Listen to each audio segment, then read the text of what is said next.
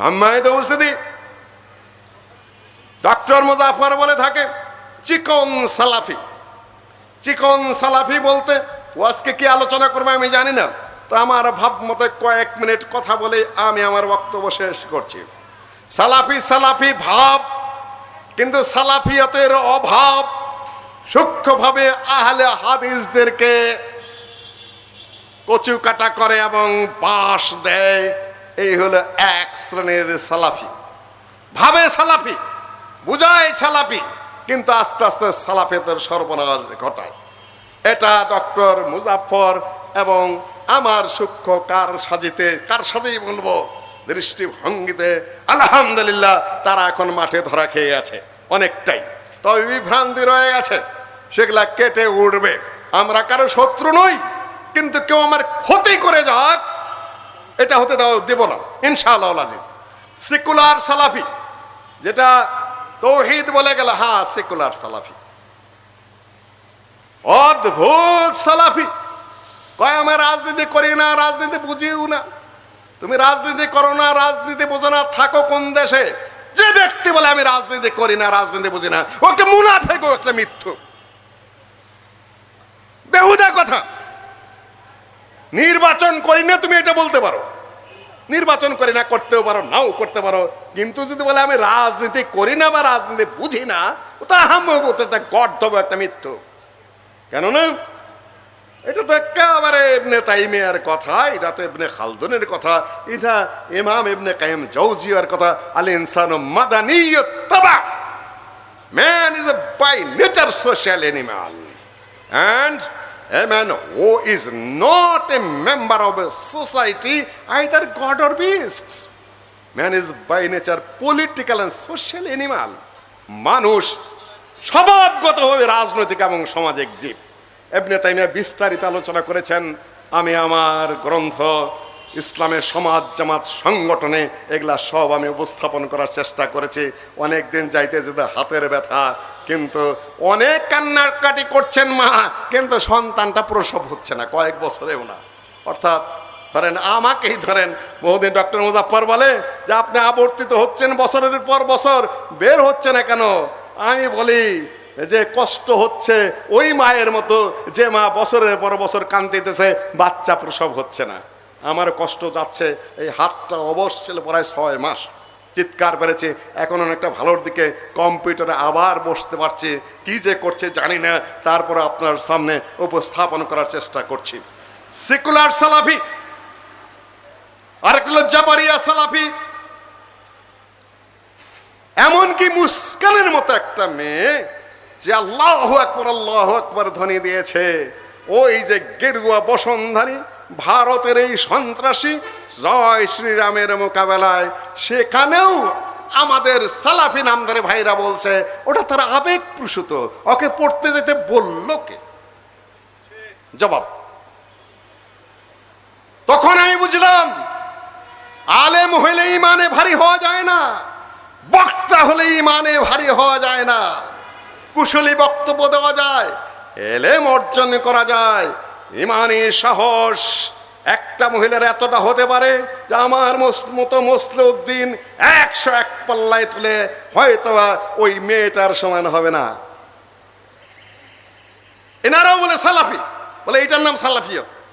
কেউ বলছে ও কাদিয়ানি। কাদিয়ানি তুমি দেখে আসছো? ওই মুহূর্তের জন্য সে কাদিয়ানি নয়, সে সারা মুসলিম বিশ্বের প্রতিনিধি। সে আল্লাহু আকবার ধ্বনি দিয়ে গেরুয়া পার্টিকে স্তব্ধ করে দিতে পেরেছে। বলবেন যে পর্দা, উহুদের যুদ্ধে পর্দা কোথায়? বদরের যুদ্ধে পর্দা কোথায়? উহুদের যুদ্ধে মা আয়েশা হাজির, উহুদের যুদ্ধে ফাতেমা হাজির, উম্মে সলিদ হাজির। বুখারীর বড় অধ্যায় আপনারা দেখুন। ডাক্তারি ক্ষেত্রে পর্দা, ফতোয়া সব জায়গায় এক হয় না। আজালতুম সিকায়াতুল হজ ওয়া ইমারাতুল মসজিদুল হারাম কামান আমানা বিল্লাহি ওয়াল ইয়াউমিল আখির। সব সময় কাবার ঘরের খেদমত সওয়াবের কাজ না, সবসময় কাবার ঘরের খেদমত সওয়াবের কাজ না।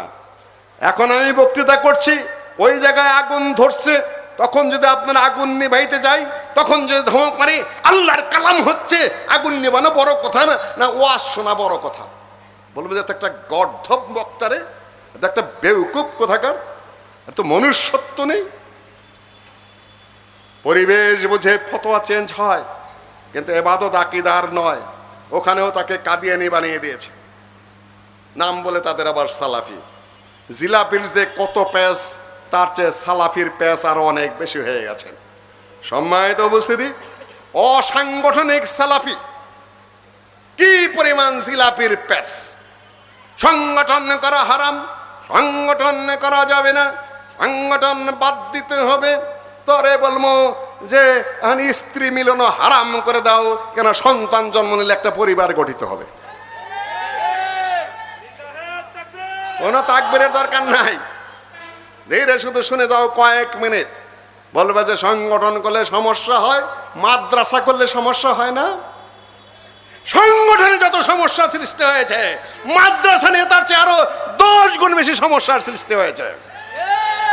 দখলবাজি নিয়ে, সম্পদ নিয়ে, ট্রাস্ট নিয়ে, টানাটানি নিয়ে কুত্তার মতো খিচাখিচি শুরু হয়েছে এক এক মাদ্রাসা নিয়ে। এখন কি করবেন? মাদ্রাসা হারাম, মসজিদ নিয়ে টানাটানি কম নাকি? খেচাখাচি কম নাকি? মারামারি কম নাকি? এখন ফতোয়া দেন যে মসজিদ হারাম। বাহুল্য কথা বলে সহজ সরল আহলে হাদিসদেরকে বেউকুফ বানানোর কত পদ্ধতি যে আপনাদের কাছে আছে, কত রঙের প্রীতি তুমি জানো রে বন্ধু। কত যে এই সহজ সরল আহলে হাদিসগুলাকে পেয়ে কত ভাবে যে তোমরা ব্যবহার করছো। নো, আমাদের দ্বীনি শিক্ষার প্রয়োজন আছে, মাদ্রাসার প্রয়োজন আছে, এলেমের প্রয়োজন আছে, মসজিদ ফরজ, সেটাও লাগবে, সংগঠনও লাগবে, সুসংগঠিত হতে হবে। কালকে আমি স্পষ্ট হয়ে বলে দিয়েছি, বাংলাদেশ জমিয়তে আহলে হাদিস প্রাচীন সংগঠন, সর্ববৃহত্তর সংগঠন।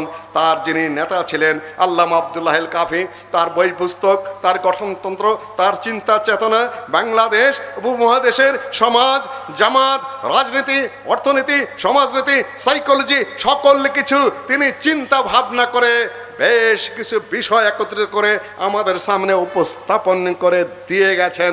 আমরা সেটা বোঝার চেষ্টা করছি। শুনেন বলি, নতুন করে পুরাণ ঘটনা এখন দেখা যাচ্ছে কেউ আল্লাহর বিধানের সামনে তৌরাতের পাতা নিয়ে উপস্থিত হচ্ছে। যার যার ব্যবসা, কে কতটা মুরিদ বানাতে পারে আর কে কতটা কালেকশন করতে পারে, বোকা আহলে হাদিসরা তার পিছনে দৌড়াচ্ছে একের পর এক। আমি বোকা আহলে হাদিস বললাম, রাগ করবেন না, সহজ সরল আহলে হাদিস বলো। সকল দেখতে তারা ফিরে আসবে এক সময়, আমি বিশ্বাসী।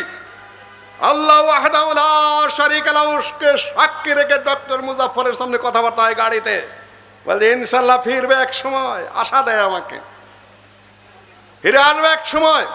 কারণ আহলে হাদিসরা পরিবারতন্ত্র মানবে না, আহলে হাদিসরা পীরতন্ত্র মানবে না, আহলে হাদিসরা সাংগঠনিক জীবন মানবে না। এখন একটা মোহর মধ্যে আছে, মায়াজাল ছিঁড়ে বের হইতে আসে সময় লাগে, হয়তো 5 বছর লাগবে কিংবা 10 বছর লাগবে। তারা স্বচ্ছ পরিচ্ছন্ন জাতীয় চিন্তা চেতনা এবং দাবি নিয়ে তারা পরিচ্ছন্ন হবে, তাদের সহজ সরল দ্বীনি স্টাইলে অবশ্যই অবশ্যই ফিরবে ইনশাআল্লাহ আজিজ।